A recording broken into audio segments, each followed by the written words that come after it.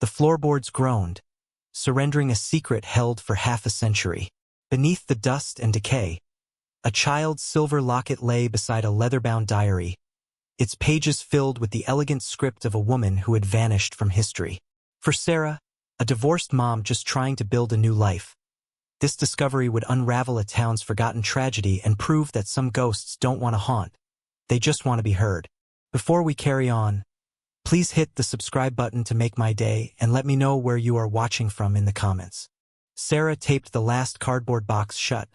The screech of the packing tape a final, abrasive punctuation mark on a life she was dismantling piece by piece.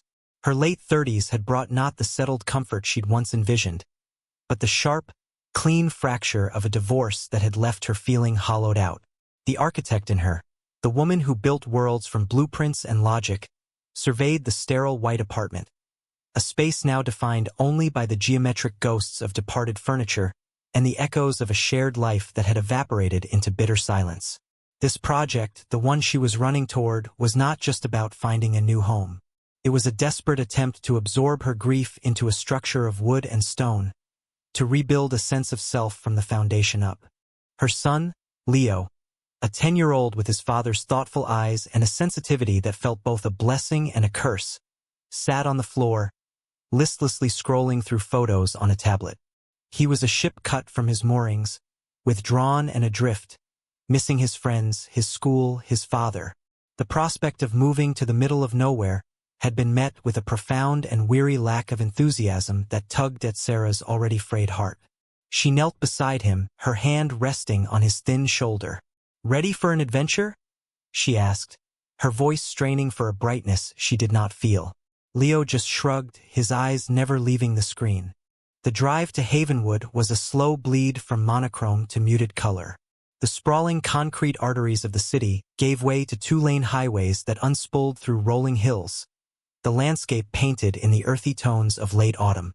The town, when they finally reached it, seemed caught in a time warp.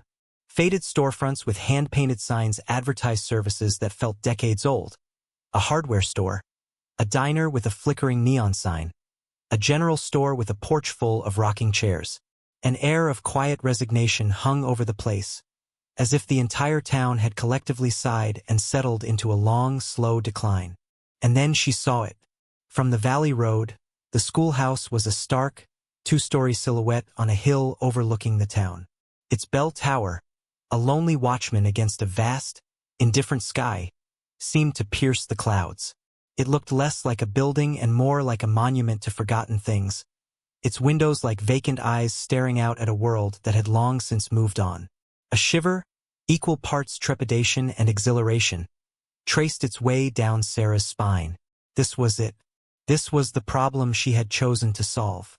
The office of Mr. Abernathy was a chaotic archive of Havenwood's past. A cramped, musty room where the town's history was slowly turning to dust. Yellowed maps, curled at the edges, were pinned to the walls. Teetering stacks of legal files threatened to avalanche onto a desk buried under a landslide of paper. The air was thick with the scent of stale coffee, old paper, and something that smelled faintly of pipe tobacco. Mr. Abernathy himself seemed a part of the collection, an elderly man with a face like a topographical map of his own long life, his gruff exterior barely concealing a deep-seated, almost weary knowledge of the town and its secrets. He slid a heavy, rusted iron ring of keys across the scarred surface of his desk. The sound was a dull, metallic scrape that seemed to echo in the quiet room.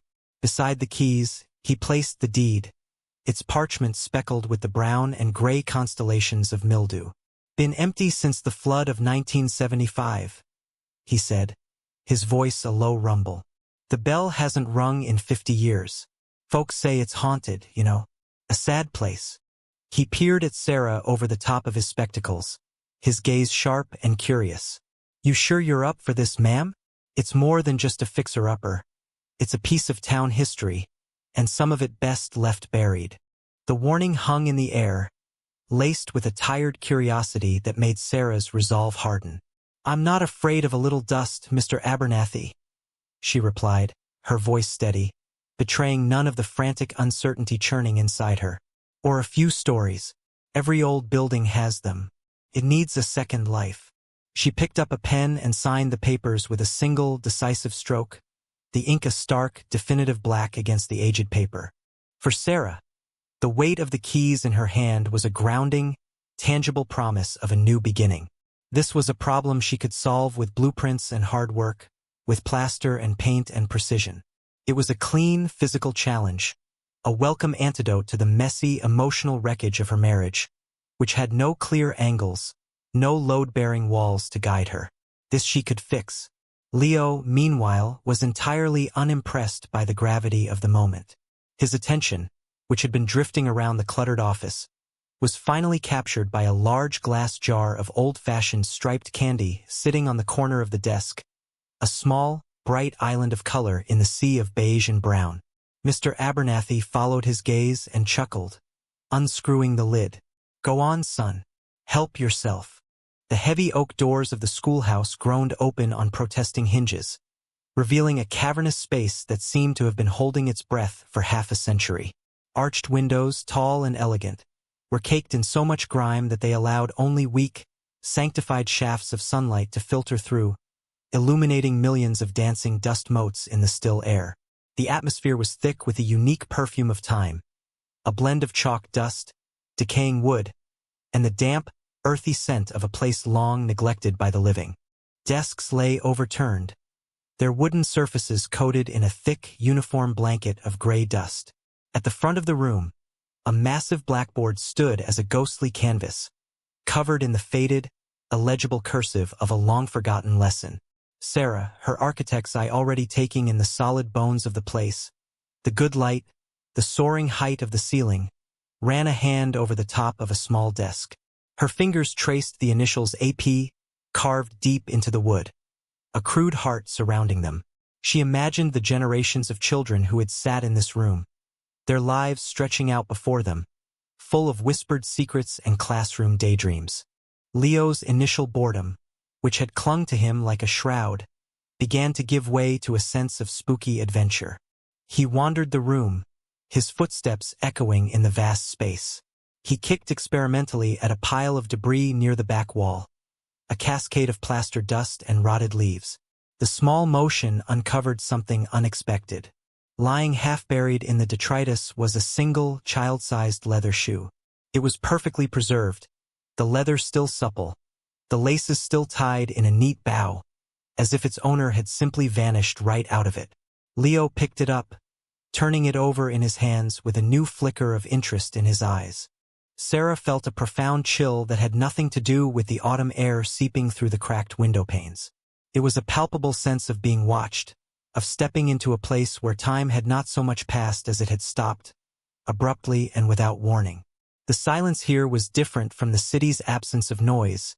It wasn't empty. It was a heavy, waiting silence, pregnant with unspoken history. From the high rafters, cobwebs as thick as cotton hung like forgotten, macabre decorations, swaying gently in the drafts. She saw Leo holding the shoe and her heart gave a small, painful lurch. It was a tangible piece of the past, a reminder that this wasn't just an abandoned building. It was a place where lives had been lived, and perhaps, lost. The main entryway was a grand, open space, its floor tiled in a black and white checkerboard pattern now obscured by a film of dirt. Directly above, the bell tower rose into a shadowy maw, a dark, open square against the ceiling. A single, thick rope, frayed and gray with age, hung down from the darkness, its end pooled on the floor like a sleeping snake. Leo, now fully engaged in the mystery of their new home, gazed up into the gloom of the tower, his head tilted back. "Can we ring it, Mom? Please?" His voice, full of a sudden, boyish excitement, echoed in the cavernous space, startling a flock of pigeons from their roosts high above.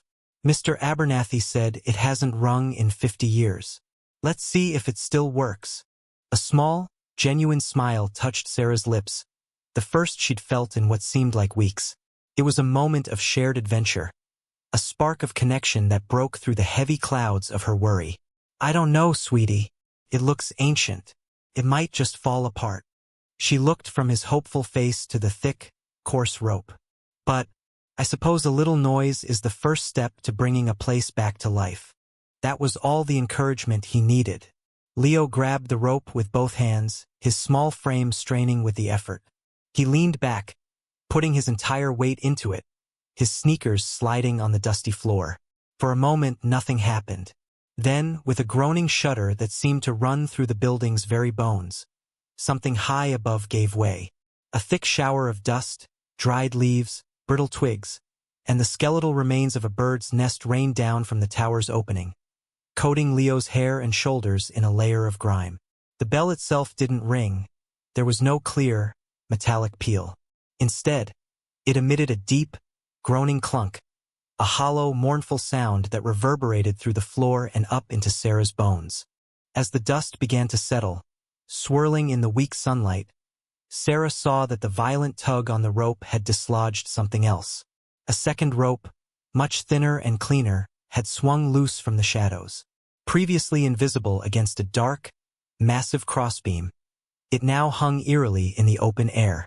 It was less decayed than the main bell rope, its fibers tighter, its color a lighter shade of brown. It swayed gently, a silent pendulum, its end disappearing not into the floor, but directly into a fine, almost invisible seam in the plaster wall near the ceiling. The playful moment evaporated, replaced by a shared, sudden shock. The air grew thick with intense curiosity. The vague, folkloric haunting Mr. Abernathy had spoken of had just presented them with a tangible, physical mystery. Mother and son stood frozen, their heads tilted up, staring at the second rope. It hung there, a silent question mark suspended in the dusty air between them, promising a secret hidden just out of sight. The rope swayed gently, a pendulum marking a secret. Sarah's architect mind, dormant for months under a blanket of grief and logistics, suddenly ignited. This was a language she understood. Not the ambiguous, painful vocabulary of a failed marriage, but the clear, honest grammar of construction. She retrieved a rickety wooden ladder from a dark, cobweb-choked storage closet under the main stairs, its drywood protesting with a series of sharp cracks as she unfolded it. The smell of ancient, undisturbed dust puffed into the air. She positioned it carefully on the checkerboard tiles, the legs unsteady on the uneven floor, before beginning her ascent. Each rung creaked ominously under her weight, a fragile staircase into the past. Leo stood below, his face a pale circle in the gloom, watching her every move. She climbed until her head was level with the point where the mysterious rope vanished into the wall. The plaster here was different. To a casual observer, it would be invisible, but to her trained eye, the texture was subtly wrong. It was smoother, lacking the fine, web-like crazing of the surrounding 90-year-old surface. She ran her fingers along the seam, a perfectly straight, vertical line that had been expertly feathered to blend in. This was no random crack from the house settling over the decades. This was deliberate. This was concealment. Her heart began to beat a little faster, a steady thrum of purpose. She balled her hand into a fist and tapped the wall gently. The sound was a dull, hollow thud, utterly different from the solid, resonant knock of plaster on lath she heard when she tapped the wall a foot to the left. It was the sound of a void. Is it a secret passage? Leo's voice was a hushed, excited whisper from the floor below, the question echoing slightly in the vast entryway. Like in the movies? Sarah didn't answer immediately. She was lost in a flurry of structural possibilities, her mind racing. It's a false wall, she muttered, more to herself than to him, her breath misting in the cool air. This wasn't part of the original blueprints I reviewed. It was added later. But why? Why seal off a room and leave a rope hanging from it?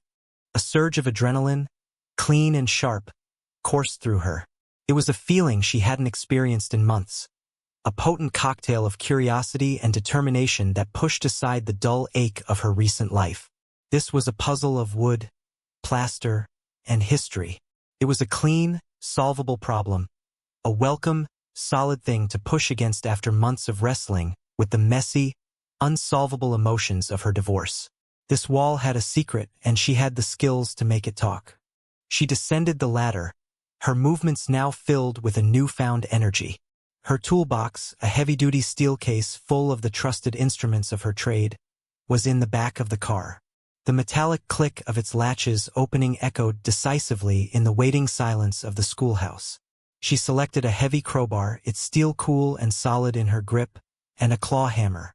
Armed with these, she felt more like herself than she had in a year. She was no longer just a victim of circumstance, a woman adrift. She was a builder, a discoverer. Back on the ladder, she positioned the flat, tapered edge of the crowbar into the hairline seam she had identified. She took a breath, then began to tap its end gently with the hammer. Asterisk tap, tap, crack. Asterisk the old plaster gave way, crumbling into a fine white powder that drifted down and dusted her hair and shoulders. It smelled dry and chalky. Beneath the plaster, just as she'd suspected, were horizontal wooden planks. Their grain tight and dry, the wood aged to a pale honey color but perfectly preserved by the sealed environment. They were tongue in groove, fitted together with a carpenter's precision. She worked the crowbar in deeper, finding a purchase between two of the boards. She put her weight into it, leveraging her body against the stubborn wood. For a long moment, nothing happened. Then, with a great, groaning wrench that seemed to tear through time itself, the first board pulled free from its ancient, rusted nails. The sound was shockingly loud, a violent tearing that made Leo jump. The anticipation in the room became a physical presence, a palpable tension that seemed to draw the shadows in tighter. Leo stood back, his eyes wide with a mixture of fear and excitement, holding the powerful beam of their largest flashlight aimed steadily at the wall for his mom. He was no longer a bored, sullen child, but a co-conspirator, a vital part of the expedition. They worked as a team, a silent, focused unit. Sarah would lever her strength against the stubborn wood, her muscles straining, her breath coming in short, sharp bursts. As each board came loose with a screech of protesting nails, Leo would help her pull it away, the two of them grunting with the shared effort. A new, powerful bond was being forged between them in the dust and the gloom, a silent understanding built on the thrill of discovery and the shared, rhythmic work of demolition and revelation. Board by board, they were dismantling a 50-year-old secret. With the final plank removed, a square of absolute blackness gaped in the wall.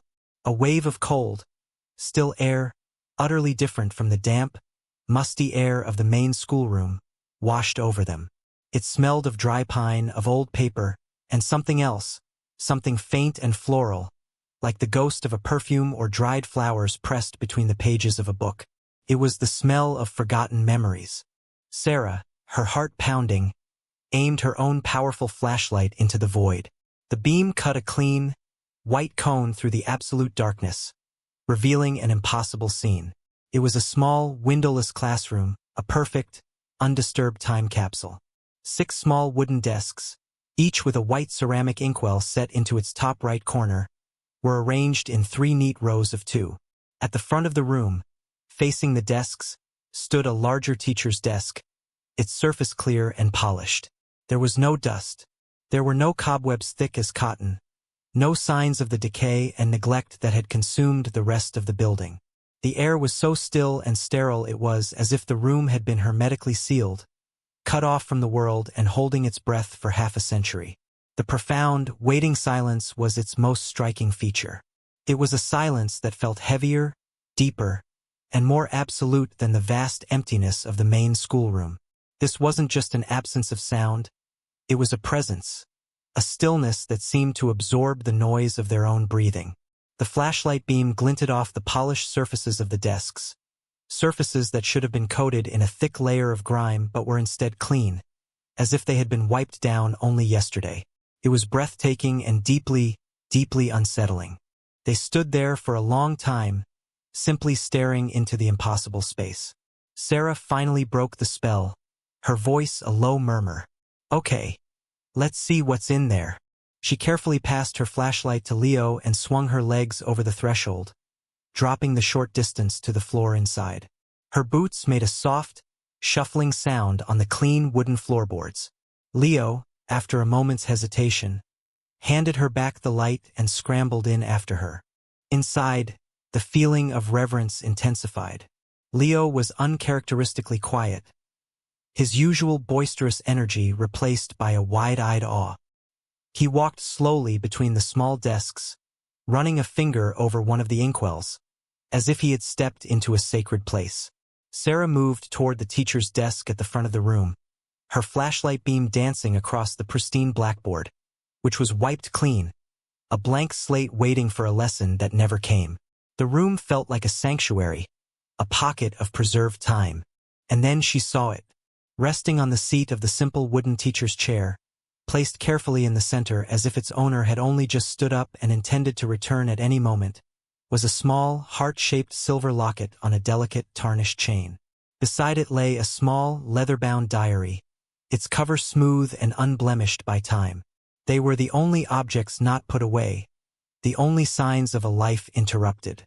Leo came to stand beside her, his shoulder brushing against her arm. His voice, when he spoke, was a mere whisper, as if he were afraid to break the spell of the silent room. "Mom, who lived here?"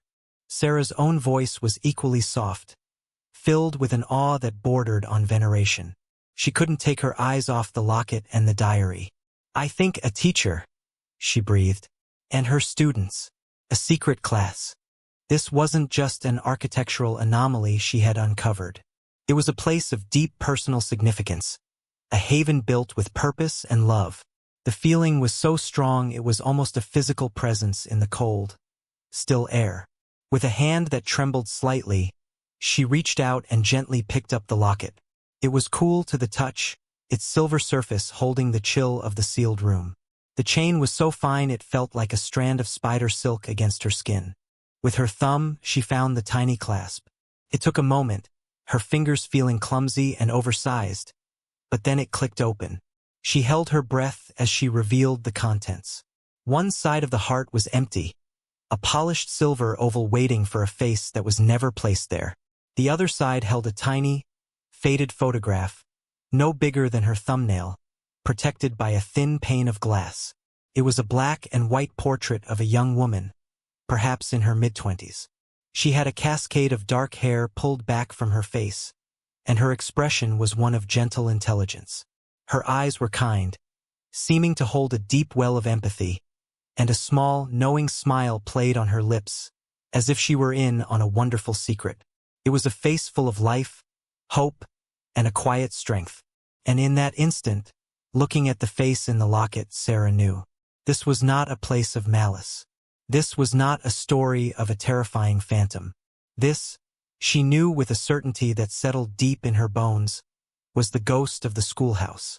And she was not a monster, she was a guardian. Night fell like a final curtain, plunging the world outside the tall, arched windows into an impenetrable blackness. Inside the cavernous main schoolroom, Sarah and Leo had carved out a small island of habitable space. 2 camping lanterns cast a warm, flickering glow, creating a fragile circle of light that pushed back against the immense, watchful darkness. The shadows it created were deep and long, turning the overturned desks into sleeping beasts and the high rafters into the ribcage of some great, skeletal leviathan. Leo was already asleep, zipped tightly into a new sleeping bag, his face peaceful in the gentle light, the anxieties of the day smoothed away by dreams. The silence of the schoolhouse was different now, less a waiting presence and more a soft, respectful hush. With a steaming mug of black tea warming her hands, its herbal sent a small, comforting anchor in the vastness. Sarah sat cross-legged on her own sleeping bag and finally, carefully, opened the leather-bound diary. The pages were crisp, high-quality paper, and they made a soft, rustling sound as she turned the cover. The first page was dated in a precise, elegant hand, September 5th, 1975. The ink was a faded sepia, but the words were clear, written with a flowing, confident script that spoke of a thoughtful mind and a steady heart. The author introduced herself not as a teacher, but as something more. "I am Alara Vance," the entry began, "and I have become the guardian of a small flock of sparrows. That is what I call them, my little sparrows. They are 6 in number, and they are the children for whom the world of the main classroom, with its noise and its speed, is a bewildering and sometimes frightening place. They are not broken, only built for a quieter sky. Sarah paused, her breath catching in her throat. She felt an immediate and profound kinship with this woman from another time. She, too, was trying to be a guardian, trying to shield her own sensitive child from a world that had become too loud and too harsh. She read on, captivated. Alara wrote about each of them, not by their struggles, but by their hidden strengths. She described a boy who was painfully shy but could draw with breathtaking accuracy, another who was slow to read but could understand the complex workings of any machine he was shown. These were the children who were often overlooked, the ones who slipped through the cracks of a system designed for the median. With my dear father's help, a man who understands the poetry of wood and the integrity of a well-laid plan, I have built a secret nest for them within these walls. A quiet, safe space where they can learn at their own pace, away from the judgment of others and the sting of comparison. It is our sanctuary, a classroom of our own, where the only measure of success is the dawning of understanding in a child's eyes. We will begin our lessons tomorrow. Sarah gently traced the elegant script with her finger. Here was another woman, decades in the past, who had looked at a child's struggle and seen not a deficit, but a difference. She had responded not with frustration, but with innovation and a fierce, protective love. Sarah saw a direct, startling parallel to her own desperate flight from the city, her purchase of this ruinous building, her all-consuming need to construct a safe new world for Leo, a world where he could heal and find his footing again. She read on for an hour, completely absorbed, as Alara detailed her unconventional teaching methods, her boundless patience, her use of nature and art to unlock the minds of her 6 small charges. She wrote of her fierce, unwavering belief in the potential of these overlooked children. Sarah felt a warmth spread through her chest that had nothing to do with the tea. She was not alone in this old building. She had found a kindred spirit. She turned the page, and the diary's tone shifted as abruptly as a change in the weather.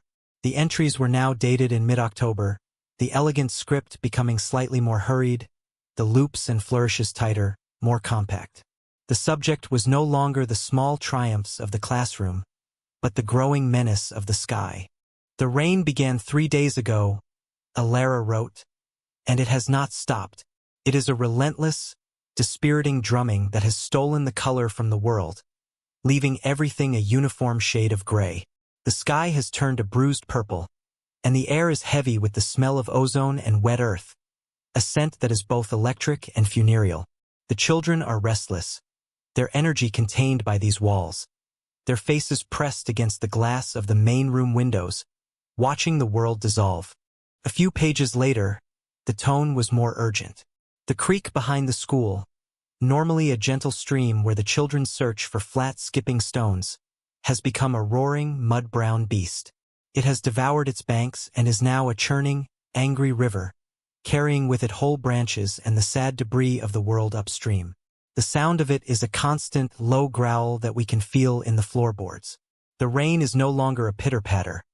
It has become a percussive assault, like fists drumming on the roof, a constant, menacing rhythm that is starting to fray my nerves. A cold dread, insidious and chilling, began to seep into Sarah as she read. She glanced nervously at the tall, dark windows of the schoolhouse, where the blackness of the night pressed in. The sound of the wind whistling through a crack in the frame, a sound she had found soothing just an hour before, now sounded more menacing, like a low moan. She pulled her sleeping bag tighter around her shoulders. She was no longer just reading a 50-year-old story. She was bearing witness to a looming disaster, feeling the rising panic of a woman trapped by the forces of nature. She was in the room with Alara, listening to the drumming rain and the growling creek, her own heart starting to beat in time with the frantic, darkening words on the page. The next entries were dated by the hour on a single, terrifying day, October 21st, 1975. The script was now a barely controlled scrawl, the ink slightly blurred in places, as if from a splash of water or a tear. The town's flood siren wailed this morning, a long, mournful scream that was almost immediately swallowed by the roar of the wind and water. We were in the main hall, preparing for our morning lesson, when the sound began. A low, terrible groan from the front of the building. The water came too fast. There was no time to get to higher ground in the town. It was a sudden, violent surge, a wall of brown, churning chaos that slammed against the schoolhouse. I saw the main doors buckle, the old oak groaning, splinters of wood flying inward. I screamed for the children, my sparrows, and herded them toward the entryway, toward the rope, toward our secret. Sarah's hands were clammy, her knuckles white as she gripped the small book. She could feel the panic, the cold splash of water, the terror in the children's eyes. "We are inside," the next entry read, written on a tear-stained page. "We are safe." I pulled the rope, and the panel slid open just as the main doors gave way completely, a torrent of muddy water and debris flooding the great hall. I pushed them through the opening one by one and scrambled in after them, pulling the heavy panel shut behind us.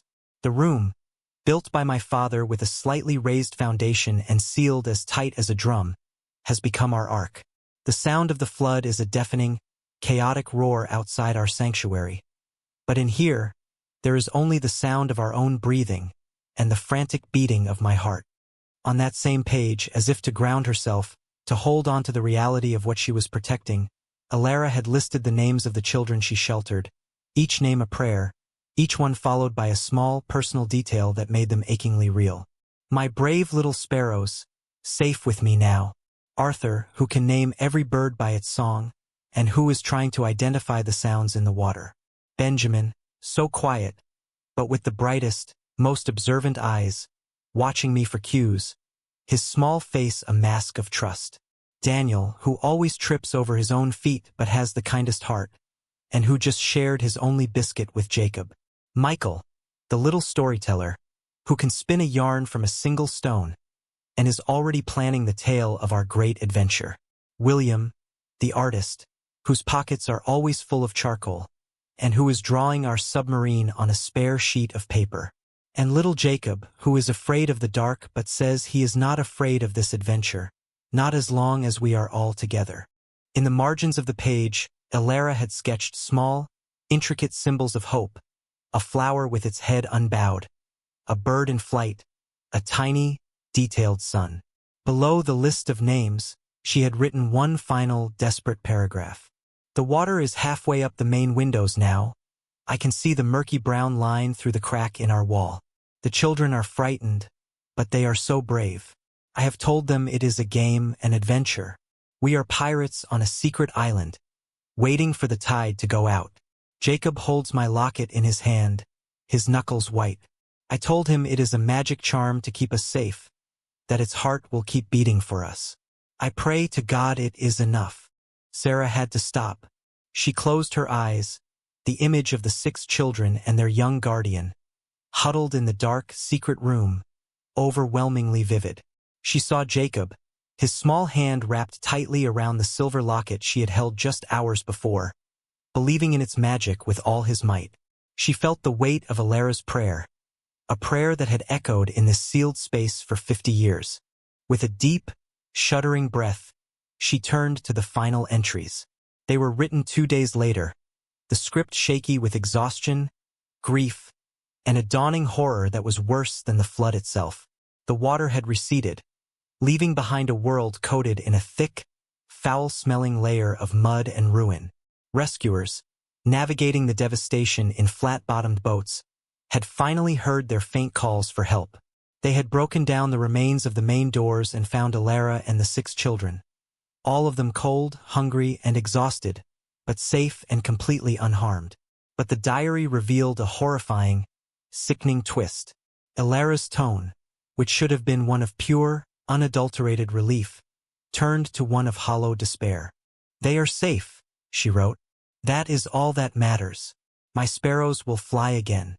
But the town looks at me differently now.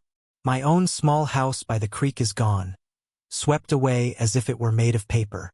I have lost everything I owned in the world, except for these children, and this diary. When I walked through the town, what was left of it, they whispered in the general store. They stared from the porches of the houses that had been spared. They say I should have saved more children. They ask why I did not bring others into my secret place.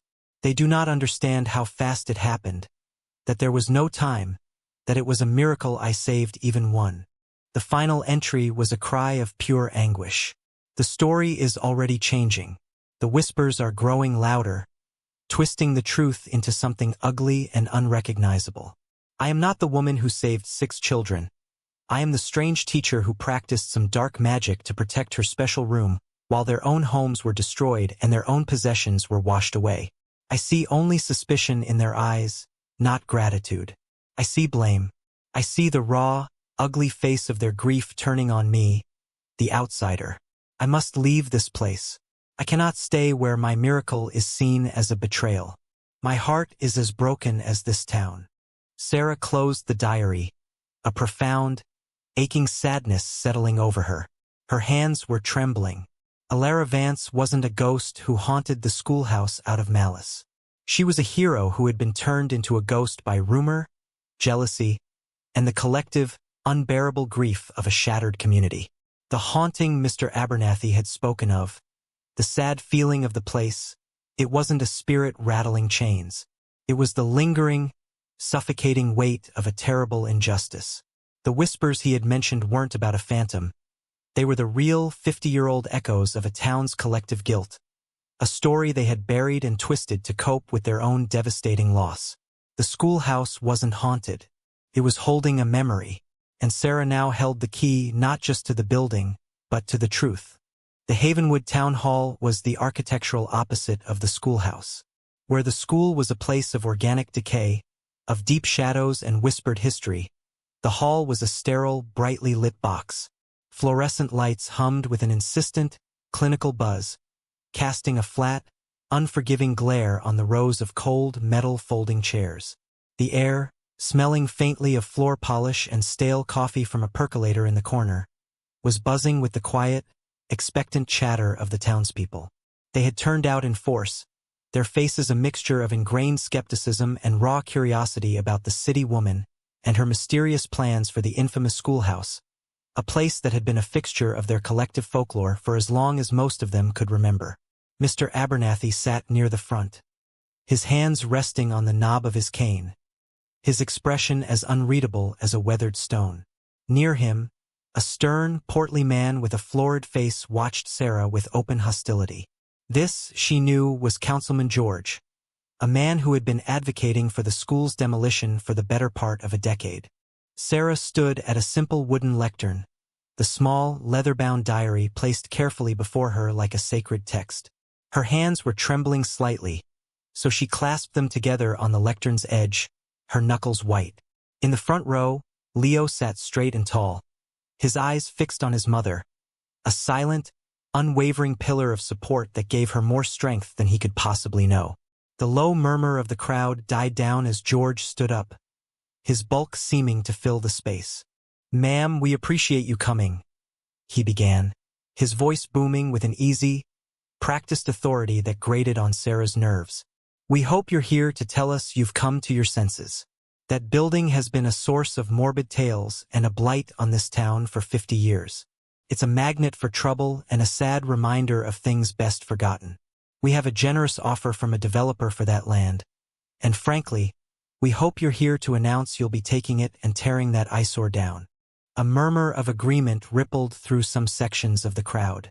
Sarah felt a hot flash of anger, but she pushed it down, channeling it into a cold, clear resolve.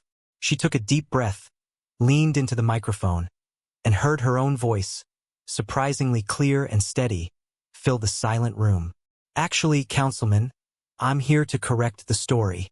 For 50 years, you've had it wrong."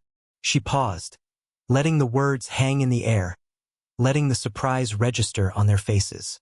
"The schoolhouse isn't haunted. It's held. It's holding a memory you've all forgotten, or perhaps chosen to forget. And I think it's time you all remembered."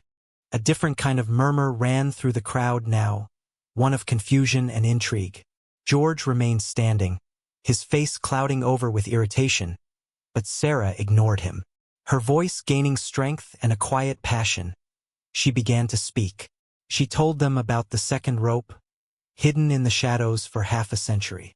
She described the false wall, the impossible, pristine classroom frozen in time, and the locket and diary left on the teacher's chair. The room fell completely silent, the townsfolk captivated, their initial skepticism melting away, replaced by a wide-eyed, almost childlike wonder. They were being transported back in time, not by a ghost story, but by a detective story, a mystery unfolding in a place they thought they knew. Then, she opened the diary. She didn't just summarize its contents. She let the woman who had been silenced for 50 years speak for herself. She read Alara Vance's own words aloud, her voice giving life to the elegant, sepia-toned script. She read about the little sparrows, and she could see some of the older members of the audience shift uncomfortably in their seats, a flicker of some long-buried memory in their eyes. She read Alara's descriptions of the children's hidden talents, her fierce belief in their potential, and the profound love she had for them. The mood in the sterile room began to change, softening. The hard lines of skepticism on the weathered faces in the crowd began to dissolve, replaced by something warmer, more contemplative. Then Sarah's voice took on a more urgent, somber tone as she read the entries about the storm. She read Alara's words describing the creek turning into a roaring, mud-brown beast, and the rain like fists drumming on the roof. The people of Havenwood, who knew the terrifying power of that creek, who had relatives who remembered the Great Flood of 1975, were completely still. They were no longer just listening to a story, they were reliving a shared trauma, but this time, through the eyes of a woman trapped in its epicenter. They heard the terror of the flood siren, the groaning of the schoolhouse doors, and the desperate, frantic hope as Alara herded her 6 small children into the hidden room, their sanctuary, their ark. The room was so quiet that Sarah could hear the soft hum of the fluorescent lights above. The atmosphere had transformed from one of skepticism to awe, and now to a dawning collective shame that was as palpable as the chill in the old schoolhouse. They were hearing the truth for the first time, and it was nothing like the story they had told themselves for 50 years. Sarah paused, looking up from the diary. Her gaze swept across the sea of faces, meeting the eyes of the people in the crowd, people whose parents and grandparents had whispered the wrong story, who had let a hero's name be tarnished by grief and suspicion. Alara didn't just save children, she said, her voice thick with an emotion she didn't try to hide. She saved individuals. She knew them, she loved them, and she wrote down their names, so they would never, ever be forgotten. She looked back down at the tear-stained page, at the list written with such desperate hope. She took another deep breath, and her voice rang out with a bell-like clarity that seemed to defy the room's flat acoustics. Each name a stone dropped into the silent pool of the town's memory. Asterisk, asterisk, Arthur. Asterisk, asterisk. A sharp, choked gasp was heard from the back of the room. Asterisk, asterisk, Benjamin. Asterisk, asterisk. Sarah continued, her voice unwavering, a conduit for a 50-year-old truth. Asterisk, asterisk, Daniel. Asterisk, asterisk. Asterisk, asterisk, Michael. Asterisk, asterisk. Asterisk, asterisk, William. Asterisk, asterisk. She took one final, deep breath, her eyes finding Leo's in the front row. He was staring, mesmerized, at the back of the room. And Jacob. The silence that followed was absolute, profound, and heavy with the weight of 5 decades. Then, a chair scraped against the linoleum floor. An old man, frail and leaning heavily on a dark wooden cane, slowly, shakily, raised a trembling, wrinkled hand. His face was ashen, his eyes wide with a dawning, disbelieving recognition. I am Arthur, he said, his voice a hoarse, cracked whisper that was nonetheless heard by everyone in the silent hall. My father was a bird watcher. I knew all their songs. As if his confession had broken a spell, across the room, another elderly man, his face a mask of utter shock, also raised a hand. He couldn't speak, only mouthing the name, Benjamin, as tears began to stream unchecked down his deeply lined face. One by one, for other old men in the crowd, men who had lived their entire lives in this town, men who had been neighbors, friends, and sometimes rivals, identified themselves. They were the sparrows. They were stunned, their faces a storm of shock, grief, and a lifetime of misunderstood history dawning on them all at once. They looked at each other across the room, not as the men they were now, but as the little boys they had been, huddled together in a dark, secret room, listening to the roar of the flood. Arthur, the man with the cane, took a shaky step forward, his eyes locked on Sarah. We were told she abandoned us," he said, his voice gaining a sliver of strength. "After the rescuers came, she was just gone. Our parents, everyone, they said she ran away. They said she was strange, that she'd left us in that dark room and just disappeared. They were so angry about everything they'd lost. They made her the reason." Another of the men, Michael, a man with kind eyes who had been the town's mailman for 40 years, fumbled in the pocket of his worn jacket. His hand emerged, clenched into a fist. He opened it, and on his palm lay a small, perfectly smooth, gray stone, worn glossy by a lifetime of touch. "She gave me this," he said, his voice thick with unshed tears. "Right before the water came. She said it was a story stone, that it held all the stories we would ever tell. I've kept it all my life. I never knew why. I just knew I had to." He looked at the other men, his brothers in a secret they hadn't even known they shared. "She didn't abandon us. She saved us." The words were a revelation, an absolution, a rewriting of their entire lives, and the collective heart of Havenwood broke open. Several days later, the schoolhouse was transformed. The grimy, arched windows had been washed clean, inside and out, and the main schoolroom was filled with a flood of brilliant, golden afternoon sunlight. But more than that, it was filled with people, with the sounds of laughter, hammering, and conversation. The scene was one of a community barn raising, a town working together with a quiet, determined energy. It was an act of collective atonement, fueled by a deep, shared desire to right a 50-year-old wrong. Lumber was stacked neatly against one wall. Cans of paint were lined up on a long folding table, and the women of the town had brought so much food that the entire building smelled of baked bread and roasted chicken. The Sparrows, now celebrated as living history, were the guests of honor. Arthur was there, his cane leaning against a newly sanded desk, showing his wide-eyed granddaughter the faint, almost invisible carving of a bird he had made in the wood all those years ago.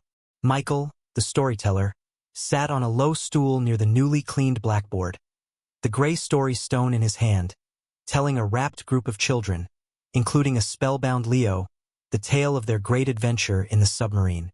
Even Councilman George was there. He had shown up early that morning, his face grim, and had said nothing, simply picked up a block of sandpaper and a desktop that had been scarred by time and neglect. He was still there, quietly and methodically sanding the wood, his expression one of quiet, focused penance. Sarah stood in the doorway of the hidden room. It had been aired out, the floor polished, the walls gently cleaned. It was no longer a time capsule of fear and desperation, but a place of honor, a memorial. On the teacher's desk, on a small velvet cloth someone had brought, the silver locket and the leather-bound diary were displayed, a silent testament to the woman who had built this sanctuary. Looking out from the quiet reverence of the small room, Sarah watched the vibrant scene of life and laughter filling the once silent hall. She felt Alara's presence then, not as a cold spot or a disembodied whisper, but as a warm, approving energy that seemed to emanate from the very walls of the building. It was a sense of profound peace, of a story finally rightfully told. The schoolhouse was no longer holding a painful memory, it was holding a celebration. Leo came to her side, slipping his small hand into hers. He looked out at the bustling room, at the old men who were once boys, now surrounded by their children and grandchildren, their faces alight with the joy of a rediscovered truth. He looked at the sunlight streaming through the clean windows, illuminating the dancing dust motes that now seemed not like ghosts, but like joyful sparks of energy. "It's not spooky anymore, Mom," he said, his voice soft. Sarah squeezed his hand, a true, deep, happy smile spreading across her face, a smile that reached all the way to her eyes. "No, sweetie," she said, her heart full. "It's not." Her gaze was drawn upward, through the open entryway, toward the dark maw of the bell tower. The old, frayed bell rope was gone. In its place hung a new one, thick and strong, installed that morning by the grandsons of the very men Alara Vance had saved. As she watched, the late afternoon sun shifted, and a single brilliant beam of light struck the great bronze bell high above, making it gleam as if it were brand new. The schoolhouse was no longer a place of ghosts, but a living testament to a forgotten hero, the resilience of memory, and the redemption of a community. Felt held, felt whole, felt like home.